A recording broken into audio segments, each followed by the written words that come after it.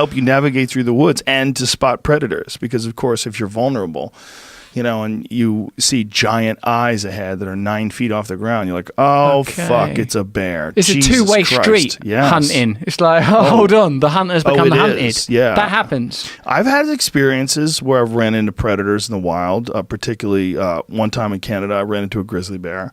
And looking in the eyes, it wasn't even a big one. It was like a 6-foot bear. It wasn't huge, but it looks right through you. It looks right through you. And so when you run into an animal that's killing shit every day, and it looks at you, there's like a demonic look in its eyes. Yeah.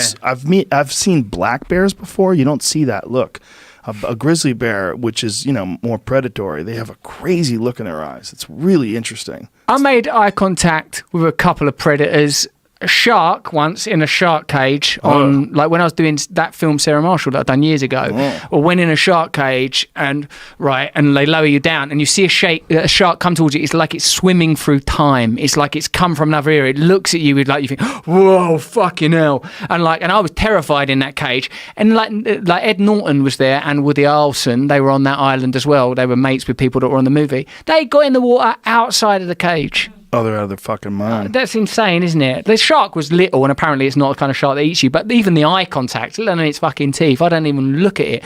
And then another thing I looked at once, I was in a tiger sanctuary in India, and I didn't like the vehicle I was in. I should have maybe stuck with that, actually. This ain't comfortable. There's a better Jeep over there. So I got out of it to transition, and my mate goes, you want to get in the car now, mate? There's a fucking tiger over there.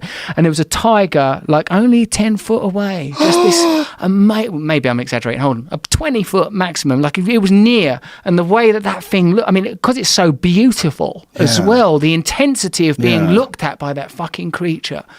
That was some powerful shit. You don't want eye contact with that. I don't want to look at something that's got, like, that you can't negotiate with. That you can't, I feel like, look at me, even with the jiu-jitsu, like, I've got that little moment where I go, hey, come on, it's old Russ. Yeah. With a tiger. No negotiating. He doesn't care about your mortgage. Yeah, neither does that grizzly bear. Doesn't care. They look through you. I've got kids. Yeah, they don't care. No, It's just, but that's all it's doing all day long is killing things. It's unbelievable because that's as true as everything we reflect on. It just, to us, who gives a shit about your theories? Most people don't know what that is. So their idea of what the wild is really based on two things. One, their actual love of animals they know, right? It's like dogs and cats.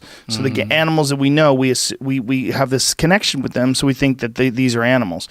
They're science projects, man. Those are not animals. Real animals don't give a fuck about you. They're either indifferent to you, or they're scared of you, or they want to eat you. That's real animals. The relationship that you have with a dog is like a child.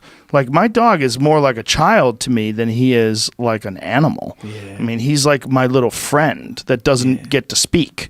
He doesn't talk, but, you know, an animal in the wild is a competing organism. They're competing amongst all the various organisms in whatever ecosystem they're in. And either they're at the top or they're somewhere below that. And that's just how it goes. And every deer is looking around because there's cats, and the cats are slowly sneaking up on them every fucking day of the week.